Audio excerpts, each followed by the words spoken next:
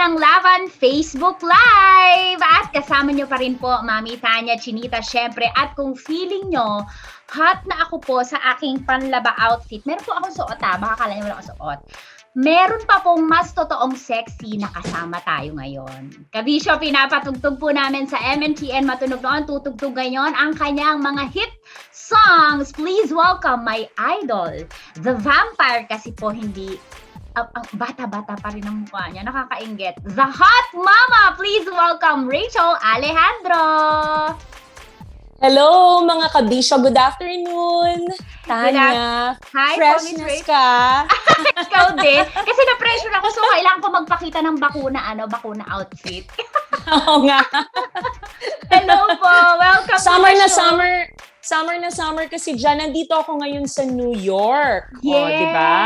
Springtime naman kami dito. So, ang ganda-ganda na rin ng weather. Pero alam ko dyan sa Pilipinas, medyo talagang Forever kainitan ng mainit. summer. Forever mainit. Correct. Kaya tamang-tama yung outfit mo. Yes po. Para Salamat. presko lang. Naka-ready po ako in case dumating yung barangay, magbakuna sana. Kaya, Sana. all katulad mo, may bakuna na. Oo, tapos na. Naka 2 weeks na nga mahigit. Kaya ayun, okay naman. Walang masyadong side effect. Yes po. Parang naantok lang ako. Yun lang ang nangyari. Nung Dahil first day. Apa. Dahil dyan, tingin ko susunod na rin ako kasi nakita ko okay na okay ka naman. Oo naman. And it's safer kasi alam mo, ang dami talagang, ang dami kong nababalitaan, and of course, hindi mawawala sa atin na maging concern para sa mga loved ones, lalo na ang layo-layo ko from my family. Ang dad ko, nandyan, yung lola ko, yung mga kapatid ko, and yung pinsan ko. Pero actually, some of them nabakunahan na rin. So, at least check ko na sila na hindi na ako nag-aalala para sa kanila. Go diba lang ng go. Bawas yun sa bago ka matulog, isipin mo sila, bawas sa stress mo, di ba? Nakaka-stress sa totoo lang. Oo, talaga. Pero dito, yung parents ko, yung mom ko, tsaka stepfather ko, tsaka yung 3 kong kapatid na vaccinate na rin. So, talagang laking parang nabunutan ka ng tinik. Kaya pray lang talaga na sana dyan sa Philippines magtuloy-tuloy na. Balita ko naman by June onwards daw, parang mas marami ng dadating na supply from kung anong mga balita. Sana. Ang isa lang po masasabi namin ngayon ng ating mga viewers na nanonood sa ating Facebook Live, sabi po nila ay sana all. Sana all. Oh yes, sana all talaga. Kabisyo, pakishare po yung aming Facebook Live para po mas marami tayo makasama sa ating kwentuhan, dibdiba ng laban with Miss Rachel Alejandro. Miss Rachel, bago tayo magtuloy-tuloy sa show, may gusto akong tanong kasi bata pa lang ako. Ang tawag ko, sa lahat ng may pangalang Rachel, ay Rachel, hindi Rachel. Ano ba talaga? Rachel o Rachel? Iba-iba naman, di ba? Sa akin is yung Rachel. Ayan. Rachel. So, alam ko marami akong mga kapangalan sa industriya. Di ba? Rachel Ango, May Rachel kaklase din akong Lobanco. Rachel. Oh, Rachel. Oo. Very common name siya, di ba? Pero, yung sa akin, Rachel. Rachel. Yan. Ayan, dahil pero dyan kahit naman anong itawag sa akin, okay lang. Sinasagot ko rin hindi naman. ka na na-awkwardan kapag mali, ganon. Kasi di ba ganon tayong certain feeling na, hala, mali yung bigas niya ng name ko, ganon. Sa sobrang dalas siguro na iba-ibang tao ko naririnig. Parang hindi ko na napapansin. Oo, ba't ko problemahin? Ganon. Oo, correct. Okay, Miss Rachel, bago tayo ulit magtuloy-tuloy, meron lang akong confession sa'yo. Kasi nga, batang 90s, nung high school po ako, kapag nasa song hits ka, dun sa middle na makinis, nasa poster, ginagawa ko yun na cover ng notebook. Wow, talaga?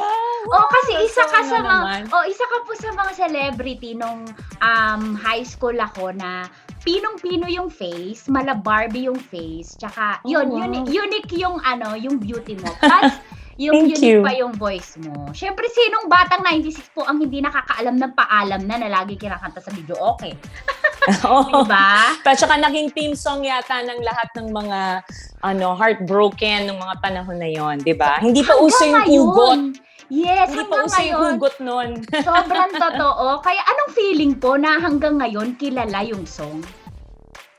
Well, that's no. Of course, ang sarap ng feeling, lalo na kasi that was the very first song na I wrote na composition ko. Ako yung nagsulat ng lyrics and of course yung matalik na kaibigan nating si Ding Dong Avanzado naman Yes. ang nagsulat ng ang gumawa ng melody.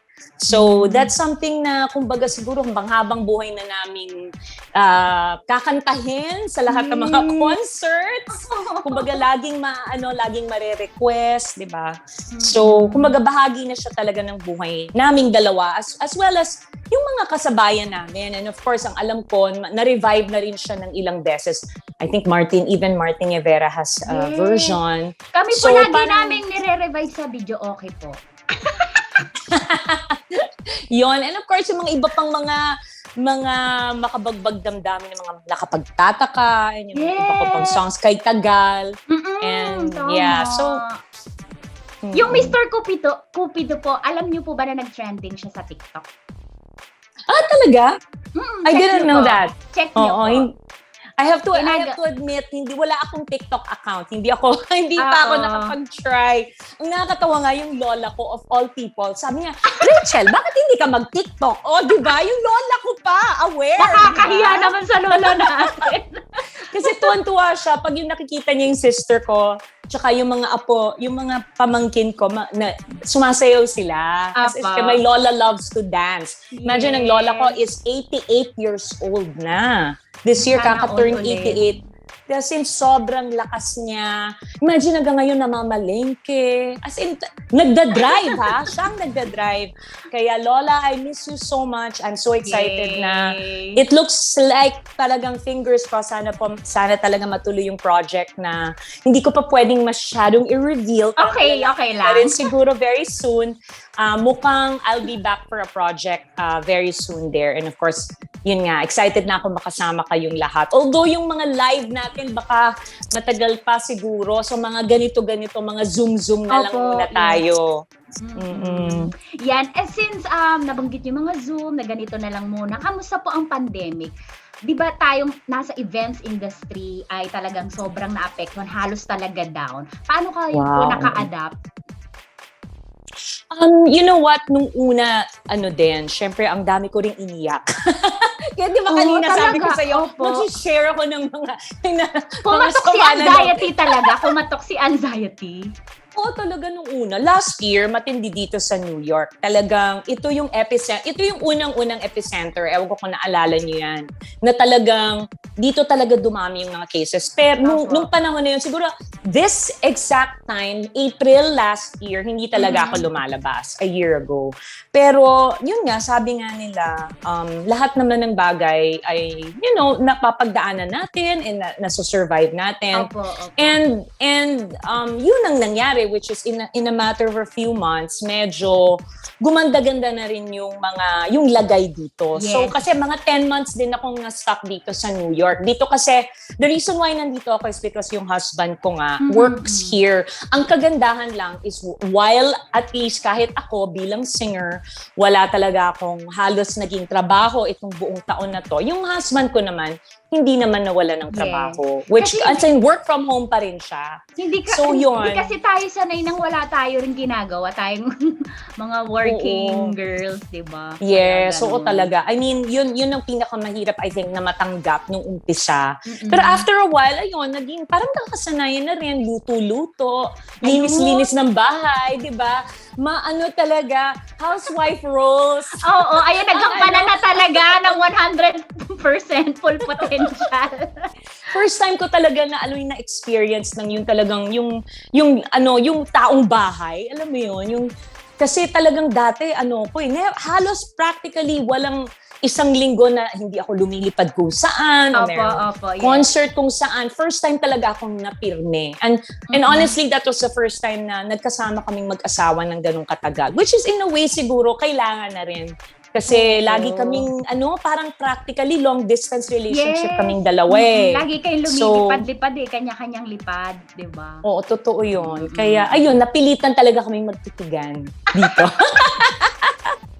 Yun. Sana all may katatigan. Okay, how about po dun sa business nyo, yung Sexy Chef? Paano naka-adapt sa lockdown? Yun. So, nung una, natakot talaga lahat yung mga empleyado namin. March to April, mula nung nag-announce ng, yung una, yung ECQ Season 1. Di ba?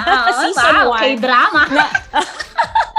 Nung unang-unang ECQ, yun talaga, nagsara talaga yung company namin. And for those who have not heard of The Sexy Chef, late na po kayo dahil 18 years na po kaming nagde-deliver ng healthy meals around Metro Manila.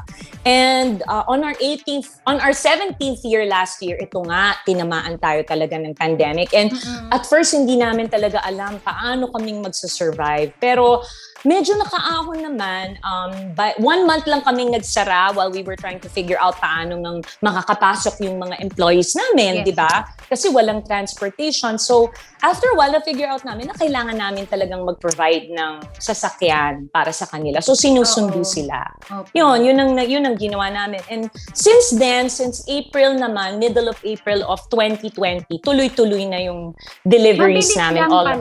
Mabilis lang po talaga na solusyonan.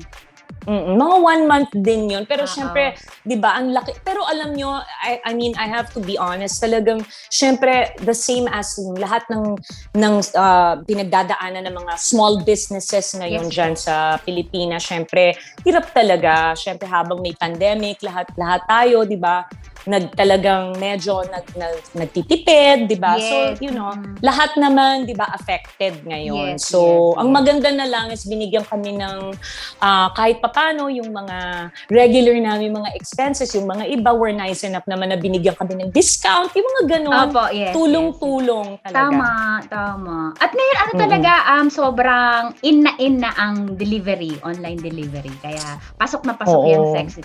Kayo po, Miss Rachel, ano pong diet program nyo? Pag nagpe-prepare ako, katulad ngayon nga, na if ever pabalik na ako ng Manila for a project, iba kasi yung kain ko ng pag yung merong pasabog, and yung iba pa rin naman yung bang regular, no? Kasi pag yung regular, I eat lang what I want, basta healthy. Okay? So, kumbaga hindi masyadong concerned sa amount, basta kakain ako. Masarap nung ganyan. Kasi maganda naman yung metabolism ko. Basta lang I try to stay away from yung mga junk food. Yun lang talaga. Apo. And of course, I try to eat more vegetables, fruits, diba? In my diet, I try to add. Tsaka varied dapat. Kumbaga, iba-iba dapat ang kinakain natin. Hindi yung yun at yun. Kumbaga, parang napansin ko yung mga tao na medyo sickly kahit sa family ko, sila yung parang, yung iilang food lang yung gusto nilang kainin, or hindi ako makain yan. Usually yun yung kasi hindi mo nakukuha lahat ng nutrients. Yes. Pero kung marami kang, kumbaga, yung isang araw, ito naman, beans and munggo and ganito, kumbaga iniiba-iba mo. Yun usually yung nakakakuha ka ng variety of nutrients. So yun lang naman yung ginagawa ko. Pero pag yung merong photoshoot, concert, merong, kumbaga, pelikula or mga ganyan. Yun yung talagang pati yung, yung portion. Opo. Oo. Okay. Kumbaga, tsaka yung carbs, medyo medyo out na muna. Yes. Oo, babaan. Medyo palit muna ng wala munang rice, vegetables lang talaga, and if ever shirataki rice, yung mga ganung-ganung echos. Echos na ganon. Nagtry ako ng shirataki. Ganon mo din siya dinudumoy, excuse me ha. Pero ganon, nakaka-amaze kasi siya, fiber na fiber. Diba? Oh, fiber talaga. And it doesn't taste anything, guys, kung matry nyo siya, ha. Hindi siya lasang noodles talaga. Oo, malansa pag ganyan, di ba? Hindi mo kayang lokohin yung sarili mo. Alam mo pa rin. Pero kung tsatsagaan mo, sa larangan ng ganda. Yan. Is ganda. Totoo. Diba? Yun lang. Yes, thank you for sharing po. And etong pandemya ba ang dahilan kung bakit nagkaroon si Miss Rachel Alejandro ng takip silim? Kwento naman po sa makabagbag damdamin na song nyo na ito. Ayan. So, takip silim nga is another, yun nga, syempre, nandun na naman sa linya ng iba kong mga heartbreak songs na tulad na nga ng Nakapagtataka Paalam Na. At malungkot siyang kanta. pag tinignan niyo yung lyrics. So, Takip Silim came about kasi nung umuwi ako dyan sa Pilipinas ng 1.5 months nung December kasi talagang pinilit ko. Sabi ko, nako, bahala na kung anong mangyari sa test result or ano. Kasi yun ang iniisip ko, di ba? Kaya ako umabot ng 10 months dito. Parang kung umuwi, I was sure naman na kasi since very healthy ako na hindi naman ako, if ever man may makatch ako on the plane or whatever, okay naman. Ang natatakot lang ako, yung kung mag-test positive, di ba? Kung asymptomatic or whatever. Anyway, pinilit ko talagang umuwi ng December. Pero yun, parang I took the opportunity na maghanap talaga ng new song na i-re-record. So naglabas kami ng parang pa-contest online. Contest So siya. nag-announce kami, nag-announce kami sa lahat ng mga composers na mag-submit ng composition for me kung meron silang kanta na they think na babagay for me to record. Tapos yun, nagpadala sila and then we found this song, Takip Silim, written by Rain Santana, who is a 19-year-old composer, bagets. So ganda Kilala niyo na kami siya dun sa before, song. si Rain? No, wala. Okay. Wala. As in, siya, cold, lang to, submission. Apo. So, nagulat kami sa ganda nung lyrics and ang ganda nung melody. We thought na parang it's still in the same, kung ano yung style ko pa rin, pero at the same time, fresh yung tunog. Yes, And yes. ang ganda nga, because ang ibig sabihin ng Takip Silim para sa mga hindi alam o hindi pa familiar sa word na to, Takip Silim in English means twilight. Twilight, Ayan. yes. Oo, which means yung bang paggabi na at konting-konti na lang yung nakikitang ilaw o yung konting, wala nang araw talaga pero konti na lang nalalabing ilaw na nakikita sa sky. Which for me, parang yun yung parang it represents kung yung pinagdadaanan nating lahat ngayon. Which, di ba, parang konti na lang, parang naghahanap tayo ng pag-asa at tumitingin tayo sa kung ano yung last shreds of hope, di ba? And nandiyan naman, kumbaga, may light at the end of the tunnel dahil nga ngayon, di ba, kahit papano, isa-isa na tayong nakakuha ng vaccine, etc. Yes. For me, it's also a song of hope. So, Yes. kahit na malungkot siya, hopeful pa rin naman. Yun. Alam nyo, I'm sure kayo po sa buhay ni Rain ay nag-symbolize as liwanag kasi 'di ba despite ng pandemic nagbigyan ng opportunity yung kanyang sulat ng kanyang kanta. Right. Oo nga, tama ka. Exactly. So, and this is, I hope it's an encouragement sa lahat ng mga singer din na matagal nang hindi nakakapag-release. Kasi ako, imagine, before Takip Silim, umabot din ng 11 years from the time na huli akong nag-release ng sarili kong single. Sobrang tagal na po pala, no? Oo, the last time nga ako nasa MBC, imagine, Opo. ang pinopromote ko pa noon was yung soundtrack ng Ang Larawan, which is a movie that I did. So may mga kanta rin naman dun sa movie Opo. na yon. At may duet akong nilabas with Ebe Dancel. Pero like I said, duet nga yun. So ito, yung kauna-unahan kong single talaga Yes. na mula nung pang 2010. So, kumbaga, ang tagal na.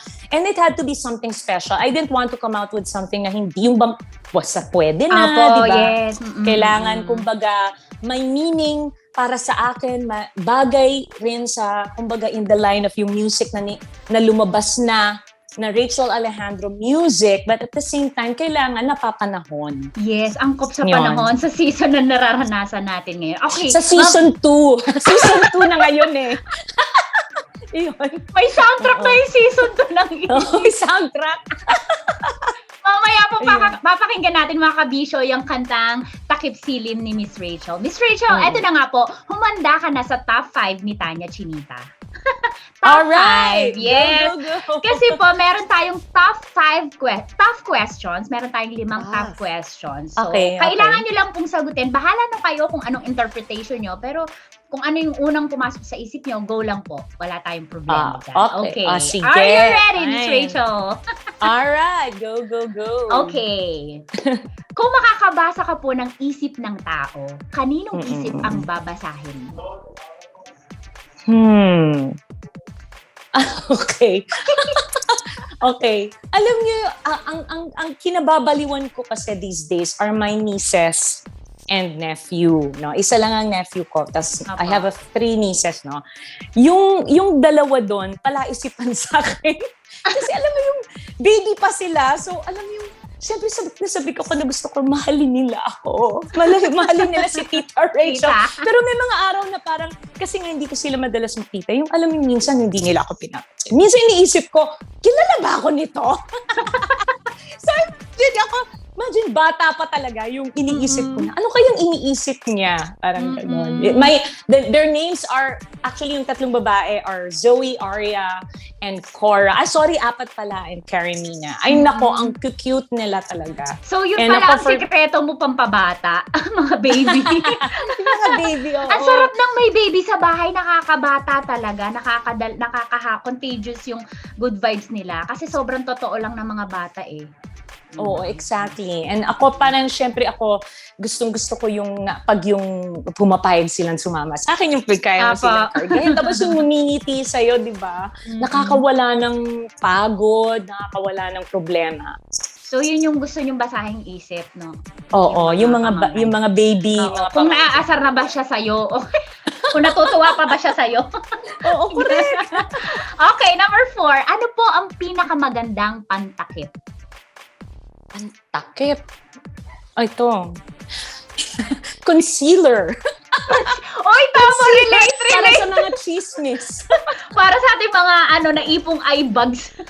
Oo, hindi. Alam mo, wala naman ako masyadong eye bag. Pero dahil sa sobrang kasagsagan nung gusto ko kasi laging nagtatan. So, nung wedding ko, 10 years ago, talagang sinagad ko yung talagang, kulay, ibang lahi. Yung bang, sa sobrang itim ko. Kayong manggi talaga. Oo. Kaya lang ang nagbayad talaga ako dahil ang dami ko ngayong ang lungkot mang aminin, age spots. Talaga po? Mga sunspots, ang tawag doon. Sunspots, at saka freckles, ang dami ko. So, yung nakikita niyong kutis na yan ay salamat sa concealer. Concealer reveal. Correct. So yan, kailangan talaga. Hindi na ako nakalabas sa mga Zoom o kailangan talaga. Nang hindi prepared. Ako din po, pareho tayo. Pero ganda ng kutis mo. Grabe, maganda lang po ang camera. Kala nyo. Camera salamat sa beauty light. Ganun. Salamat sa beauty light. Okay, number 3. Mukha o katawan? Mukha. Kasi, oh yes. Sa mga naging crushes ko, although may mga crushes na, may mga crushes din ako na syempre maganda yung katawan. Pero sige, wag na tayong lumayo. Ang pangasawa ko ay ang talagang feature niya ay ang kagandahan ng kanyang mukha. Masculine na masculine si Sir Carlos, di ba? Carlos, ang ganda ng fez. Masculine diba? Na masculine.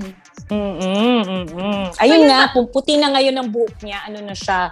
Dati kasi salt and pepper, ngayon talagang mostly puti na. Pero since ang ganda ng mukha niya, carry talaga. Carry lang, David Beckham. Mga ganon. Oo. Mukha. Okay po. Mukha. Kailan kayo mas nag-e-enjoy? Umaga o gabi? Ayun, kanina sinabi ko sa'yo, maaga ako gumising. So, maaga. Kasi yung energy ko iba sa umaga. Okay. Tapos kapag paggabi na, palanta na rin.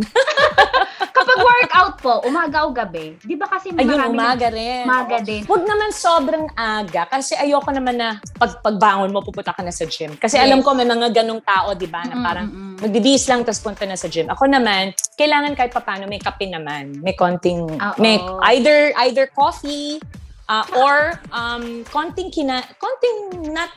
just something in your stomach lang na parang for energy, gano'n. Tried and tested ko yung fasted cardio. Ang sarap lang ng fasted cardio.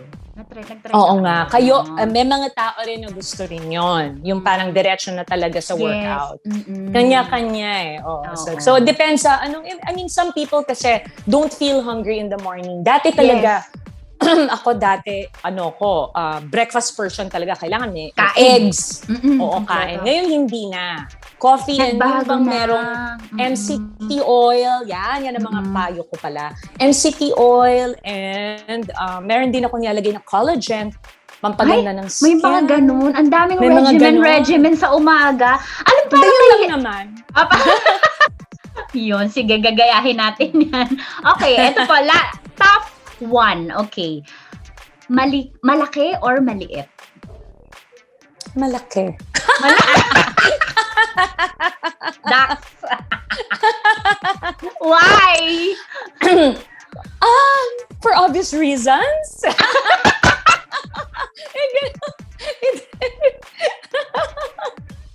Hindi, actually, talaga wala naman. Actually, pareho lang siguro. Pero syempre, kung may kung pwede naman pumili, why not? So malaki. Syempre gusto natin ng malaking benta sa business, di ba? Para hindi Oo tayo naman. magpapaluwal. Oo naman. Oo naman. So yun po. Thank you. Thank you sa pagsagot. Natawa ako kasi natahimik kayo doon sa malaki or maliit Biglang. na. Oh, thank you so much, Miss Rachel, kasi nasagot niyo. Thank you. Sobrang G naman kayo sa ating top 5 questions. At eto na mga kabisyo, ang ipinagmamalaki namin sa inyong bagong song ni Miss Rachel Alejandro. Aawitin niya po sa ating lahat. Please welcome, Takip Siling.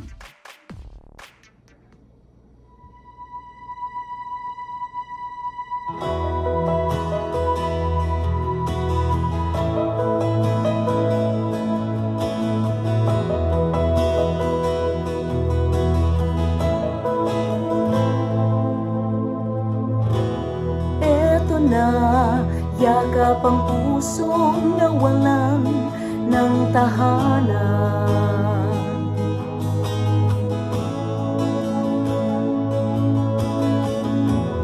Galit ko'y di mailugar, nabubulunan sa katotohanan.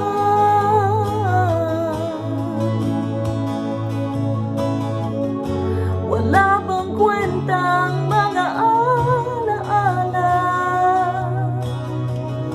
o mga luhang pumatak sa ating mga paa?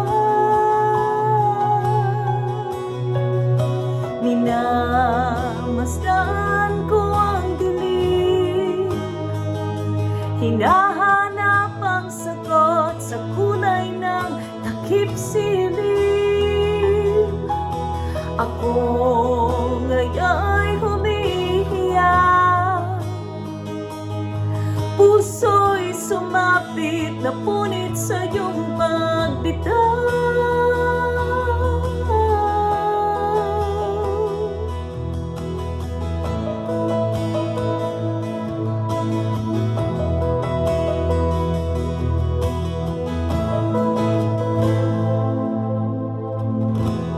Eto nga, hawak-hawak ang kwintas na iyong iniwan.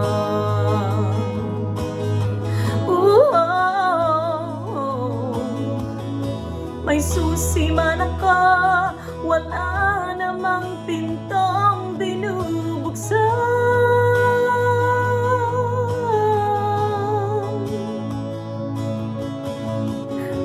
May kasalanan bang di maalala o pagkukulang na tumatag sa iyong mga mata?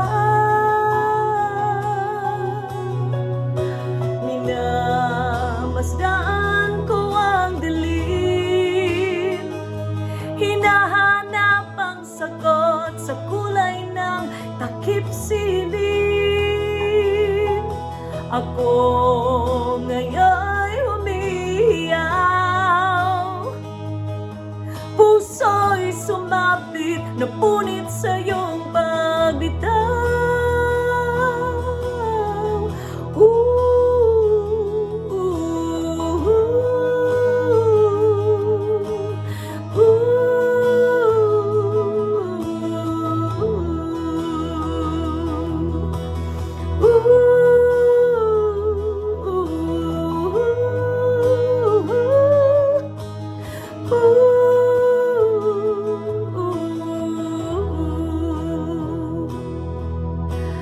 Pwede pa bang ayusin? Kaya pa bang bawiin ang mga salitang nagpalayo sa iyong piling?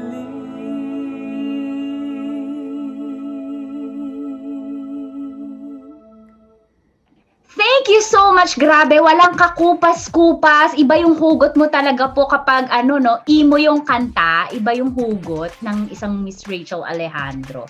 Saan po namin Thank pwedeng... you so much. Opo, saan po namin pwedeng mapakinggan ulit pag gustong balikan ng ating mga kabisyo yung song nyo?